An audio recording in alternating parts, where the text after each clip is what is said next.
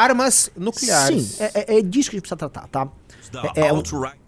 Estamos vendo, tá, uma primeira reação através de um porta-voz de um país que luta desesperadamente para manter certo protagonismo, que é a França, após o Trump estabelecer novos termos para as relações internacionais e para a relação Ocidente-Rússia, questão ucraniana, tá? O Trump, ele inaugurou um marco nas relações, tá? Ele rompeu uma espécie de aliança natural que havia entre Europa Ocidental e Estados Unidos da América, de maneira estrondosa, e agora nós vamos começar a ver como os países se adaptam a isso. Então esse vídeo é fundamental, vamos lá.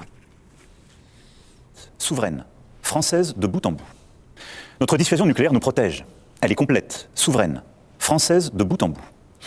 Mais répondant à l'appel historique du futur chancelier allemand, j'ai décidé d'ouvrir le débat stratégique sur la protection par notre dissuasion de nos alliés du continent européen.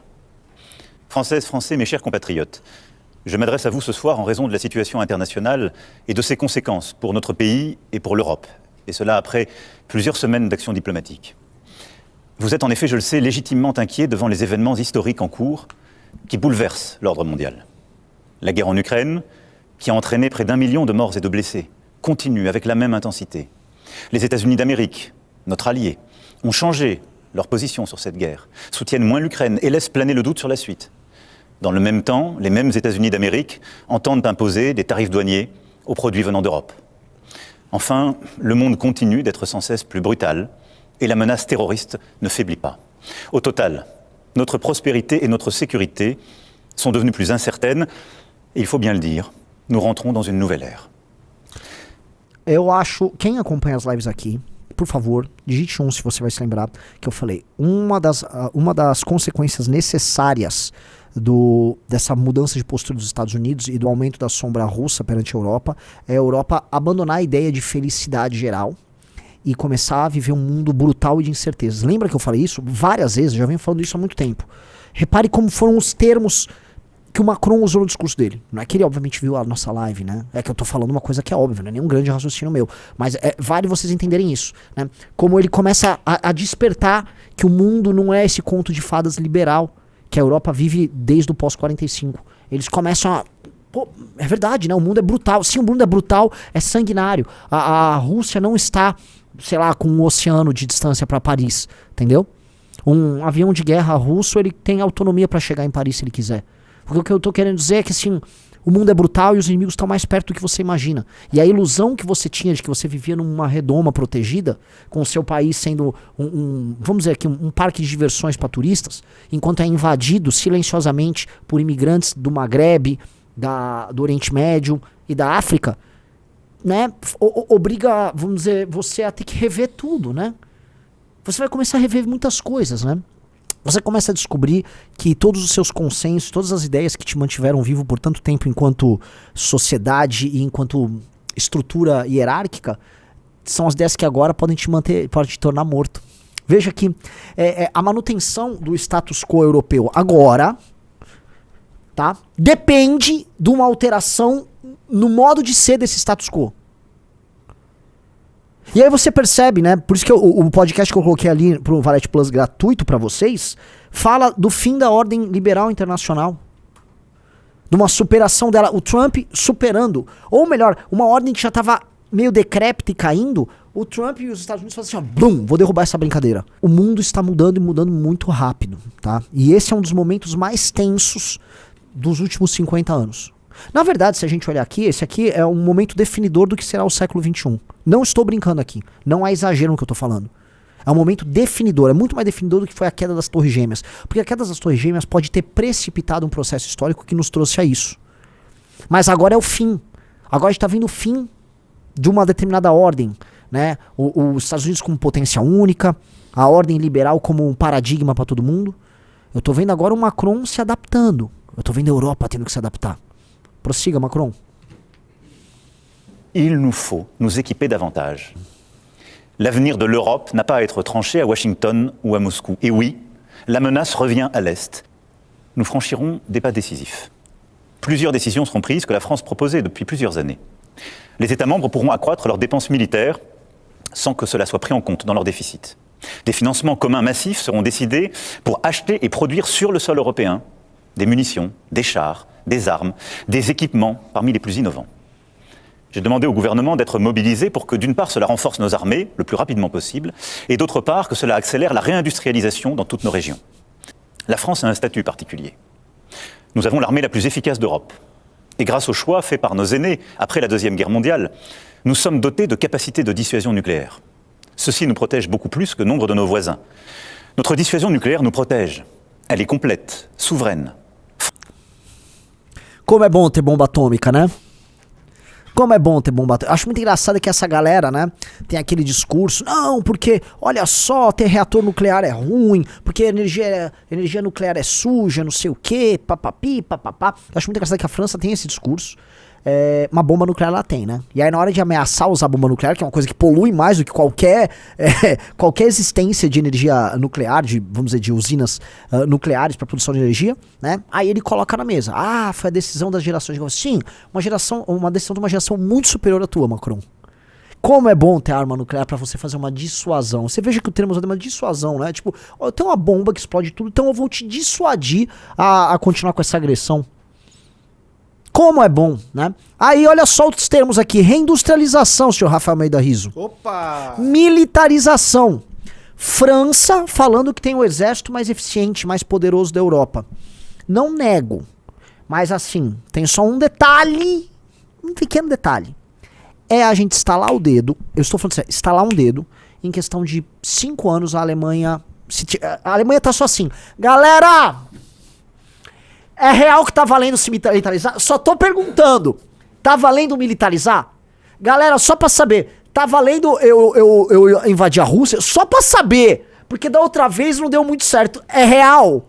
A Alemanha só tá aguardando. Porque se derem alguém pra Europa, a Alemanha... Galera! Atenção! Atenção, liberou. Entendi. É pra se armar, é pra atravessar a Polônia pra chegar até a Rússia? Tá. Envolve também, talvez, a gente defender aquelas terras maravilhosas da Ucrânia. Você sabe que a Europa precisa de um espaço vital. Você sabe que os austríacos são alemães, né? Você sabe que tem muitos alemães espalhados por ali. A gente precisa também cuidar deles, né? Imagina os alemães assim. Aí já começa. Deutschland, Deutschland. Enfim, né? Eles já começam a entrar na pira ali, né? O ponto é, pra mim, apesar de todos os pesares, eu acho que o próprio discurso do Macron carrega um próprio recado pra Alemanha aí, tá? Porque a real é a seguinte: a dinâmica de poder do pós-guerra, ela calava a Alemanha. A Alemanha é um país frágil. E aí o balanço de poder, você ficou com a União Soviética poderosa de um lado, você ficou com a França e com a Inglaterra com bomba atômica do outro. Mas o material humano, capacidade industrial e inteligência, pra valer, é a Alemanha. Vocês sabem disso. É a Alemanha. No fim do dia tá todo mundo aguardando uma militarização da Alemanha para mudar o balanço de poder ali. Tá? Vamos lá. Os alemães, atenção, galera. A gente só quer saber se pode isso. Não, porque da outra vez deu ruim. Eu só quero saber. Pode, tá valendo? Então beleza. De bout en bout. Mais répondant à l'appel historique du futur chancelier allemand, j'ai décidé d'ouvrir le débat stratégique sur la protection par notre dissuasion de nos alliés du continent européen. Quoi qu'il arrive, la décision a toujours été et restera entre les mains du président de la République, chef des armées. La France ne suivra qu'un cap, celui de la volonté pour la paix et la liberté, fidèle en cela à son histoire et à ses principes. Oui, c'est ce en quoi nous croyons pour notre sécurité, mais c'est ce en quoi nous croyons aussi pour défendre la démocratie, une certaine idée de la vérité, une certaine idée d'une recherche libre, du respect dans nos sociétés, une certaine idée de la liberté d'expression qui n'est pas le retour des discours de haine, au fond une certaine idée de l'humanisme. C'est cela ce que nous portons et qui se joue. Notre Europe possède la force économique, la puissance et les talents pour être à la hauteur de cette époque. Nous devons donc agir en étant unis Eu acho muito en engraçado, né? Que eles acreditam numa ideia de Europa, sendo que eles não acreditam na ideia de um europeu, né? Então, fronteiras abertas, né? É uma Europa sem europeu, mas é uma Europa. Agora eles estão, né? Porque agora haverá um esforço, se não de guerra, um esforço de defesa. E aí esse esforço eles têm que começar a evocar a herança. Então no fundo ele está evocando a herança do De Gaulle. Nacionalismo. Já falou do talento talento de quem? De quem é esse talento? Do europeu? O europeu que vocês mesmos combatem? Interessante, né? Não. Interessante. Lembra que eu falei dessas consequências? Lembra que eu falei que essas coisas teriam consequências? Et déterminé à nous protéger. C'est pourquoi la patrie a besoin de vous, de votre engagement. Les décisions politiques, les équipements militaires, les budgets sont une chose, mais ils ne remplaceront jamais la force d'âme d'une nation. Notre génération ne touchera plus les dividendes de la paix. Il ne tient qu'à nous que nos enfants récoltent demain. Veja só esta fala. Les dividendes volta de nos pouquinho. Veja só esta fala. Poxa, vocês vão precisar assistir o podcast que já tá liberado gratuito no Valete Plus. Eu falo do fim da ordem de 45, né? E de uma paz artificial que foi garantida com o dinheiro americano e com o estabelecimento dos Estados Unidos como superpotência, né? Veja só o que ele fala. É por isso que o país precisa de você e do seu compromisso. Por quê? Les décisions politiques, les équipements militaires, les budgets sont une chose, mais ils ne remplaceront jamais la force d'âme d'une nation. Força da alma de uma nação. Meus amigos, a força da alma da nação francesa definitivamente não é o Mohamed. Só pra entender, só pra deixar claro. Não é o imigrante sírio, não é o imigrante do Maghreb. Esses caras não querem se integrar pra isso. Se vocês pegarem os times franceses em Copa do Mundo, os jogadores que não são franceses, vamos ser honestos, sequer cantam um hino. Eles se negam. Lembram do Benzema? Quer dizer que vocês humilharam seus cidadãos nativos, o povo francês de verdade. Vocês expuseram eles a terrorismo, a imigração em massa, vocês desfiguraram o país e agora vocês querem chamar... Não! Veja! Vamos chamar o povo francês... Eu entendi essa brincadeira. Essa brincadeira não funciona, tá? Mas bastou um clique que a pasmaceira histórica começa a morrer, mas ele prossegue. Vamos lá. Notre génération ne touchera plus les dividendes de la paix. Nossa geração não receberá mais os dividendos da paz. Gente do céu, tem coisa mais óbvia. Eles recebiam dividendos da paz. O que é um dividendo? Né? No fundo são juros, são rendimentos que você obtém através de um ativo, de um capital que está sendo investido para isso. Um capital foi investido para que eles vivessem os juros, os rendimentos da paz. Gente, não brinquemos, é o capital americano através desse pacto liberal instituído no pós-guerra de 45.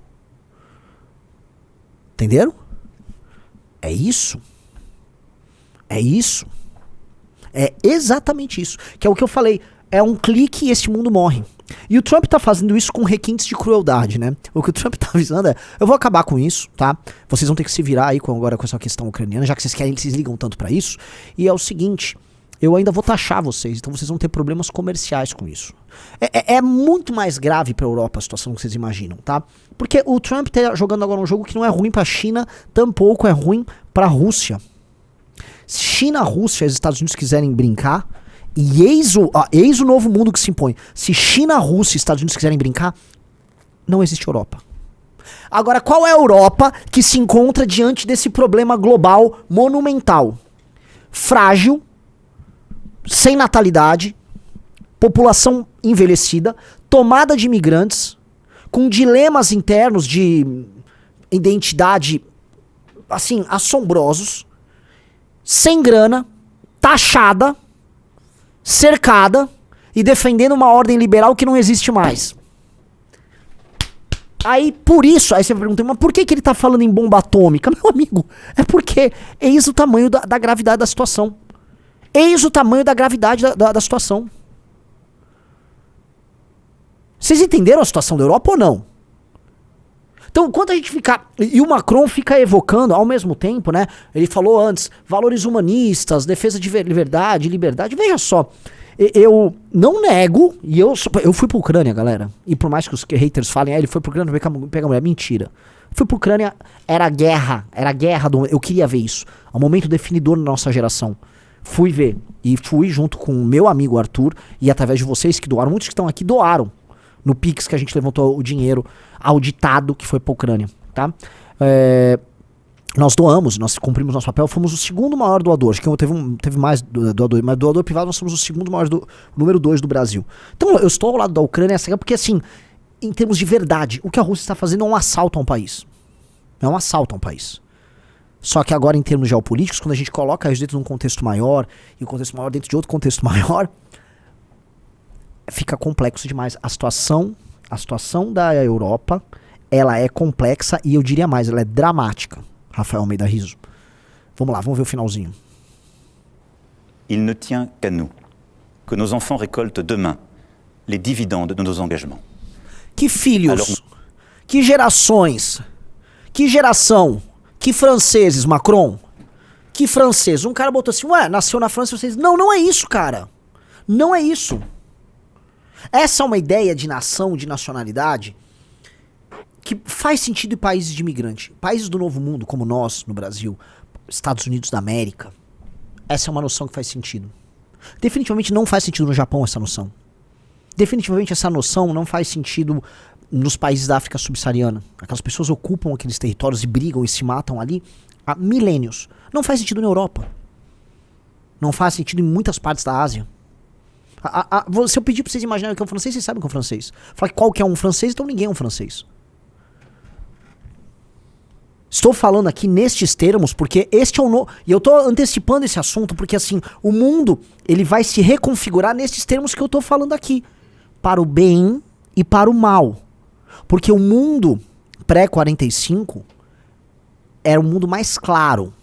Ó, eu sou um francês, eu moro na França, eu quero saber qual é o papel da França no mundo, eu sou um italiano, eu estou na Itália, eu quero saber o papel da Itália no mundo. Agora era um mundo cruel. Era um mundo cruel. O mundo pós-45, o mundo do pacto, o mundo da imposição de uma ordem liberal é um mundo menos cruel do que esse mundo pré-45, tá? É um mundo menos cruel. E o fim daquela ordem pode nos trazer um monte de coisa horrorosa. E aí eu tô falando, porque também entra o aspecto que são os engraçadinhos. Que legal, viva isso, viva Trump e Putin. Vocês têm certeza do que vocês estão falando? Vocês moram num país que não tem a menor condição de defesa. Vocês moram todos num país que detém recursos naturais tal qual a Ucrânia. Lembre-se de uma coisa. A Ucrânia, senhor Rafael Almeida Rizzo, o que ela tem? Lítio. Você falou lítio porque o Elon Musk gosta, né? Não só lítio, ela tem minério de toda sorte. Se eu não me engano, me corrijam aí, eu acho que a Ucrânia também tem petróleo. Não muito, mas tem. A Ucrânia tem acesso ao Mar Negro, ou tinha, né? A Ucrânia, ela tem terras agricultáveis das melhores. Na verdade, a melhor terra agricultável do mundo, que eu saiba, é a Ucrânia. Tô falando disso por quê, meus amigos? Vocês conhecem algum outro país que tem todas essas coisas combinadas e também não dispõe de armas nucleares? Só pra saber. Vocês conhecem? Por favor, me levantem aqui.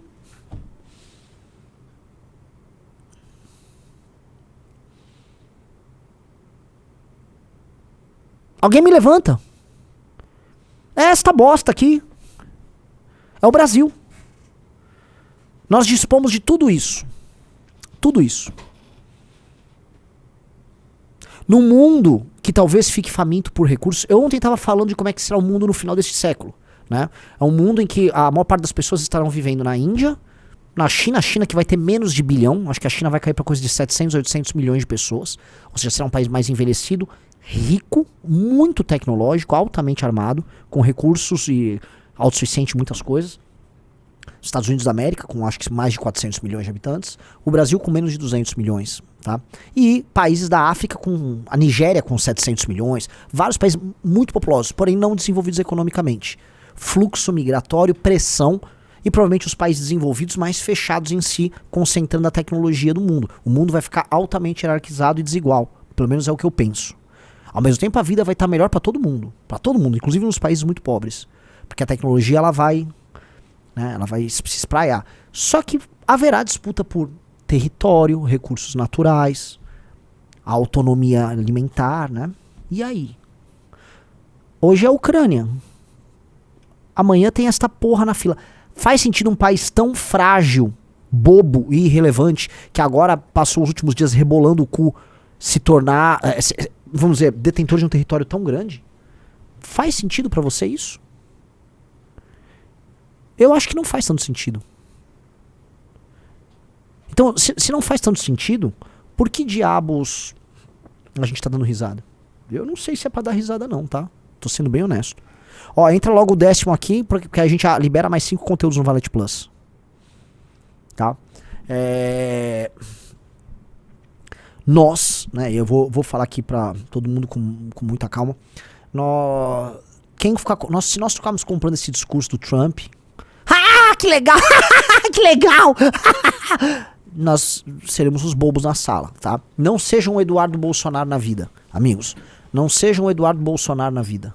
Um Eduardo Bolsonaro na vida é a pior coisa que você possa ser.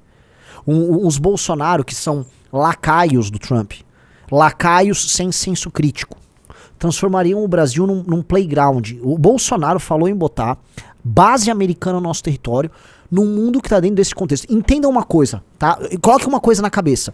Neste instante, o Trump, que representava os Estados Unidos, que era o maior financiador e aliado da Ucrânia, o Trump pega e avisa, continuo só financiando se vocês me derem suas melhores terras aí. Basicamente avisou, me dá aí o que você tem e aí eu converso. Um acordo um tanto quanto predatório com a Ucrânia. Aí nós, com a nossa direita, aqui, vira e não, bota uma base aqui no Brasil, Trump, me come. Esse cara tinha que tomar um imbecil. Um imbecil falando de jet ski igual um débil mental, igual um retardado lá com as Malafaia. Um retardado mental. Um cara que fala isso deveria ser, sei lá, proibido de ser candidato. Esqueci, ele já é proibido, mas deveria, porque esse cara é um lesa-pátria. Como é que pode um imbecil falar isso? A gente já tá numa situação precária. Imagina os Estados Unidos com uma base no Brasil. Aí, né, os problemas geopolíticos surgem, né? Do nada surge, sei lá, problema geopolítico vindo da Amazônia. E aí começa alguma coisa, tal, climão, aí os Estados Unidos, então, vamos resolver o Brasil. Queremos suas reservas aqui, suas reservas disso aqui, vamos fazer uma administração internacional, tá bom, Bolsonaro? E um cara como o Bolsonaro, que tá louco pra oferecer seu ânus, tá, pro Trump, vamos fazer isso então, viva Trump, continência! Eu te amo, América. Vocês são legais. Vem me comer, Donald Trump. Que é isso? Tipo, né? Por isso, assim, fica esses caras, assim, basicamente aderindo e achando lindo o que tá rolando. Não fiquem achando lindo. Entenda qual é o teu papel no jogo. Você não tem passaporte americano, você tem passaporte brasileiro, sacou? Você é brasileiro, você vive aqui, tá? E a nossa posição no mundo, assim, agora que a Pax americana tá caindo, a ordem liberal internacional vai ruindo, a nossa posição é tipo, eu sou fraco, eu não me cuidei, sabe? Tipo assim, você passou todo esse tempo fingindo, como diz a música Cara Estranho do Los Hermanos, fingindo não haver competição. Ficamos fingindo, né? Fingindo, não, o mundo gosta da gente. Nossa posição diplomática, assim, assado. Nós temos o Borogodó. As pessoas gostam dessa posição do Brasil como um clown bêbado no jogo. Oi? Você tem força? Você sabe se defender? Não? Meu amigo, você tá lenhado. Você tá lenhado, tá? A nossa situação é bem complicada. Bem complicada. Nessa nova ordem que se impõe, a situação do Brasil é complicadíssima. A começar porque boa parte do nosso território nem a nós pertence ao crime organizado. Olha a merda que nós temos. Aliás, eu vi o Cláudio Castro pedindo ajuda para os Estados Unidos. Estados Unidos vem aqui e resolve. Se desculpa, em termos de soberania nacional, é obrigação nossa resolver a questão do crime organizado. Não tem que depender de ninguém, porque se nós começarmos a outorgar soberania a outrem para que ele resolva nossos problemas, nós entregamos a nossa soberania. Então nós temos que declarar guerra ao crime organizado. Então assim, a guerra ao crime organizado é o primeiro passo que o Brasil vai dar para responder a essa nova ordem internacional. Destruir o crime organizado no Brasil, declarando guerra, fazendo uso de armas de alto calibre e a eliminação física dos líderes do narcotráfico e a ocupação desses territórios por brasileiros e fazendo com que essas pessoas sejam reintegradas à nação chamada Brasil, é o primeiro passo pro Brasil se firmar. Aqui não tem otário. Porque do jeito que tá, o governador do Rio solicitando aos Estados Unidos isso. Isso é loucura. Isso aqui é loucura pura e simples. Então, tô falando aqui, tá? Algo que todo mundo deveria estar pensando. E é algo que o Livro Amarelo tá tratando. O quarto fascículo do Livro Amarelo, já vou avisando, preparem-se para comprar o fascículo mais empolgante e ao mesmo tempo o mais polêmico do Livro Amarelo, que é o quarto fascículo, que é um Brasil poderoso. tá? Um Brasil poderoso vai se tornar poderoso e ele vai acontecer só se tomar decisões pensando em ser poderoso. A gente toma as decisões políticas do Brasil há muito tempo, tá? Com um sentimento de culpa, somos muito desiguais. Então parece que permanentemente a gente tá querendo resolver desigualdades e a gente só aumenta a desigualdade, faz isso e nos enfraquece como nação. Então a gente fica, somos desiguais, então é culpa da colonização, então vamos xingar o colonizador. Aí tá aí, escola de samba de vagabundo, vamos botar a escola de samba de vagabundo ligada ao PCC, tá? E aí eu quero ver se as escolas de samba vão negar que são ligadas ao PCC aqui em São Paulo, tá? Escola de samba de vagabundo ligada ao PCC, fazendo musiquinha lá, cortando a cabeça do Dom Pedro II. Não, vamos negar nossa história, né? O país é muito desigual. Não, a herança do não sei o quê. Aí você fica nessa autodestruição permanente, né? Você não tá criando um país poderoso, você tá criando um país doente, que se odeia em todos os termos. Então, não vamos chegar em lugar nenhum. Definitivamente essa merda tem que mudar. Aí o país se odeia tanto que ele começa a deixar de existir, que é o que tá acontecendo no Brasil. O Brasil tá deixando de existir. Nós somos um carnaval eterno, o Brasil é um gigantesco ânus. Desculpa a pessoa que falou do palavrão. Eu espero que você entenda. Era o Waltrick, Rogério Waltrick, Ricardo Waltrick, alguma coisa assim. Anos, eu falei nesses termos, não é palavrão. Pô, não dá. Конечно, это угроза в адрес России. Если он нас считает угрозой, собирает встречу начальников генеральных штабов европейских стран и Британии. Говорит, что необходимо использовать ядерное оружие, готовиться к использованию ядерного оружия против России, это, конечно же, угроза. В отличие от своих предшественников, которые тоже хотели против России воевать, Наполеона, Гитлера, господин Макрон не очень изящно поступает, потому что те прямо говорили, надо завоевать Россию. Надо Россию победить. Он, видимо, хочет того же самого, но почему-то говорит, что воевать с Россией надо, чтобы она не победила Францию, что Россия создает угрозы Франции и Европе. Путин неоднократно высказывался, называя такие мысли бредовыми, чушью. Но, наверное, для любого маломальски вменяемого человека совершенно понятно, что России это не нужно. России нужно устранить первопричины той ситуации, которую Запад создал на Украине для подавления влияния, для ведения войны против Российской Федерации. Это прежде всего расширение НАТО, и президент Трамп, и его команда прекрасно понимают, что именно это было главной первопричиной. Об этом публично говорят.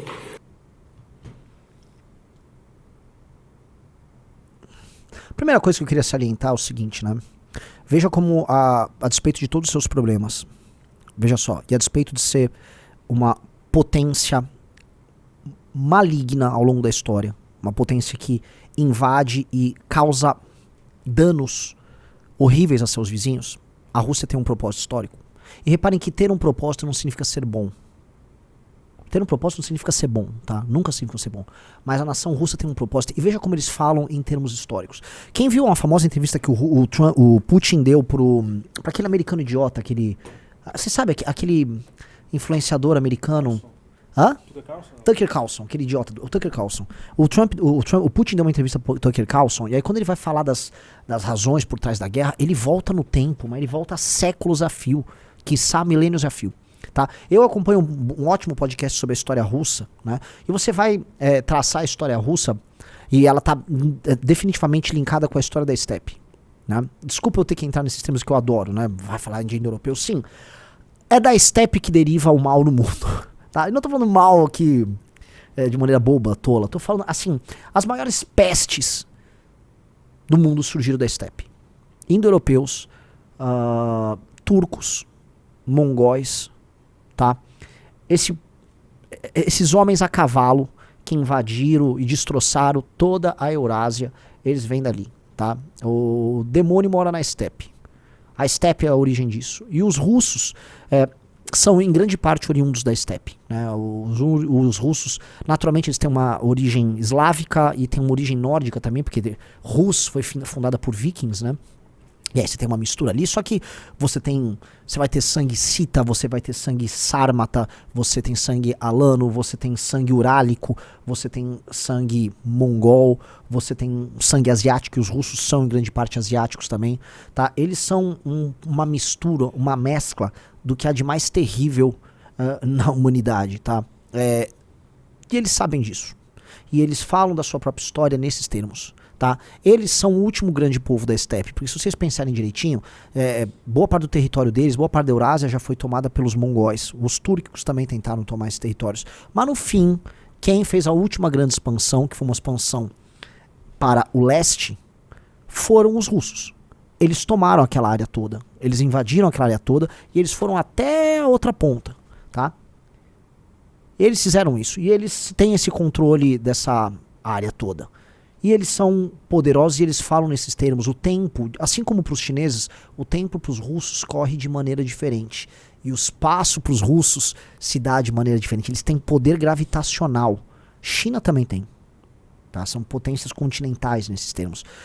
E eles falam assim, então você vê a resposta do Lavrov, é uma resposta que ela não está presa em conversinhas.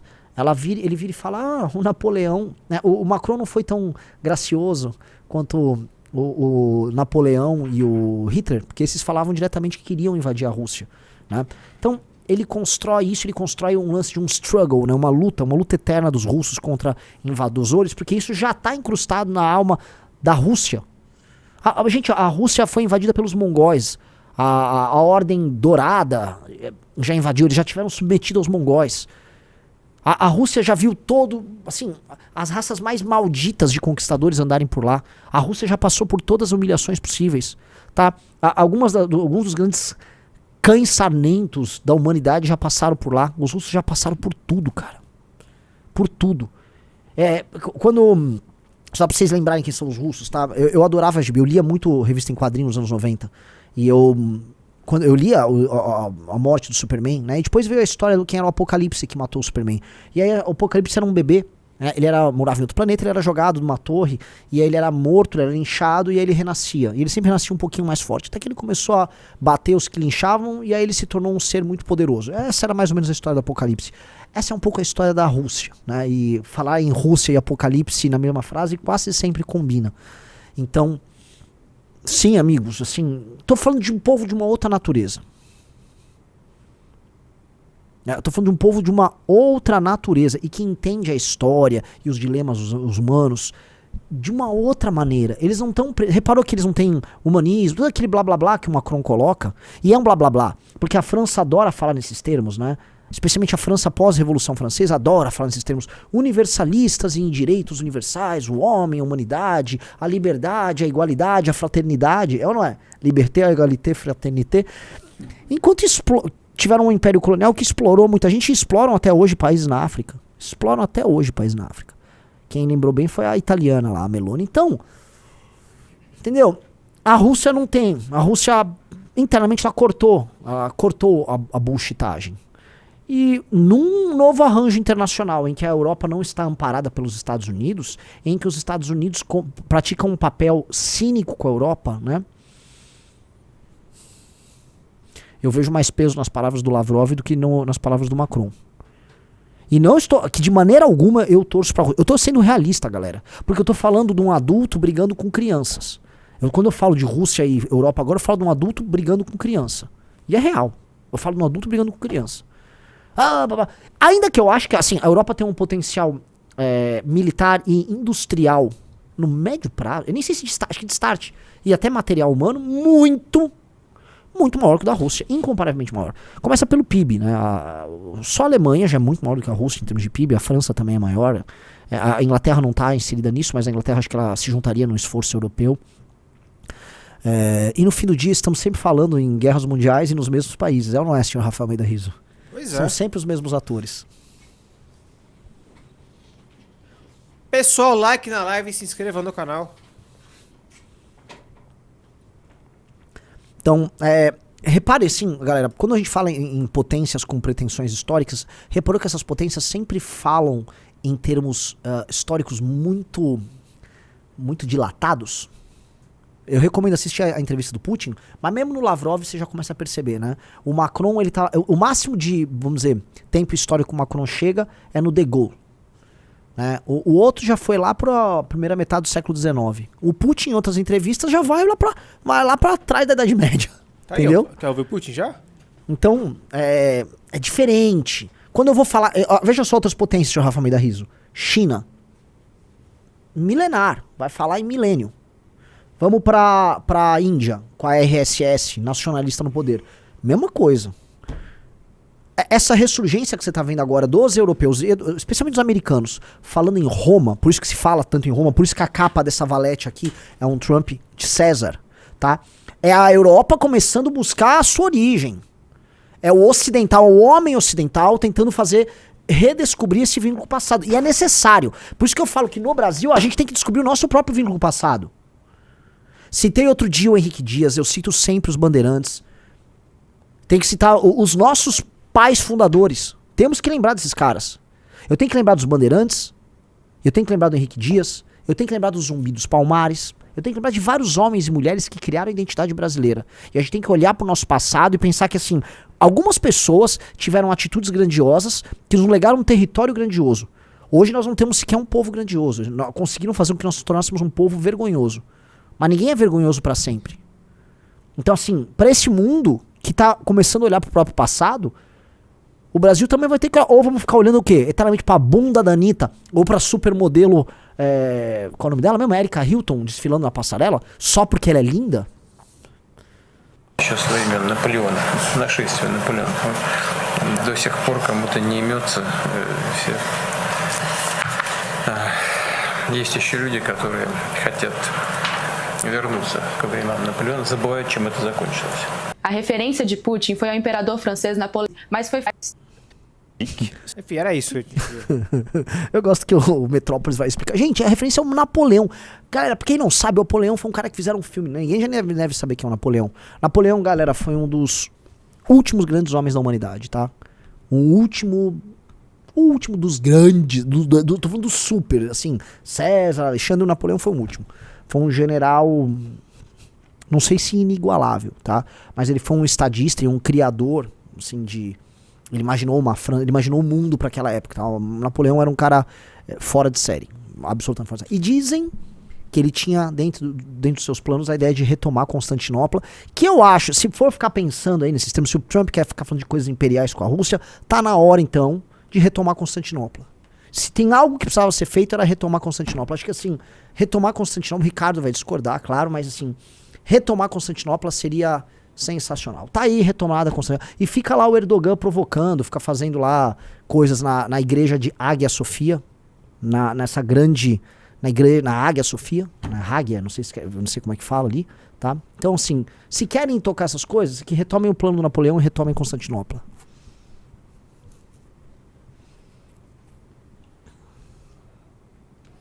Um cara, Erdogan tá assistindo, cuidado, Erdogan que se alinhou com a Europa. Vamos lá. Prosseguindo então, galera, vocês já entenderam, né, como a gente como país tem que se relacionar com esse mundo. Vocês param para pensar que os projetos políticos do Brasil hoje, eles sequer discutem isso? O que a gente vê é o seguinte, um alinhamento automático do bolsonarismo ao Trump, vassalo, humilhado, com basicamente a direita bolsonarista não mais ficando no Brasil, viajando permanentemente para os Estados Unidos para ficar mamando os caras lá, né? O Eduardo Bolsonaro sendo forjado como candidato a presidente pelos bolsonaristas, e eles estão criando um aparato de mídia para divulgar ele, e o papel dele consiste em ficar lá na América mamando eles. Eu acho horrendo isso. Horrendo. E da esquerda do lulismo? Hoje uma vassalagem ao bloco dos BRICS, assim, patética, constrangedora, uma coisa humilhada. E aí, o papel mais notável disso foi o papel do Lula na questão israelense, na questão ucraniana, servindo de menino de recados do interesse chinês nessa história toda. Um papel humilhado, porque é o que nos restou. Prestem muita atenção, nós começamos o século com gente falando que é o século brasileiro, o Brasil vai virar potência. Lembra disso? 2004, 2005, 2007, principalmente de 2007, 2011, falava-se que o Brasil virou umas grandes potências mundiais, tá? Falava-se.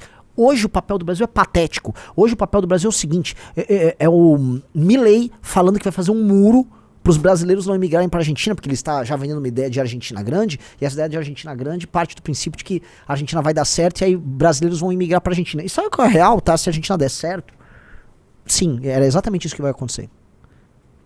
Você vai ter fluxos migratórios de brasileiros para a Argentina e de outros vizinhos. E aí a Argentina entende que a sua força é justamente ter um povo que tem uma noção de si bem grande, ele fecharia isso. Então nossa situação é tão humilhada, né, que nós seríamos os alvos de um muro para a Argentina.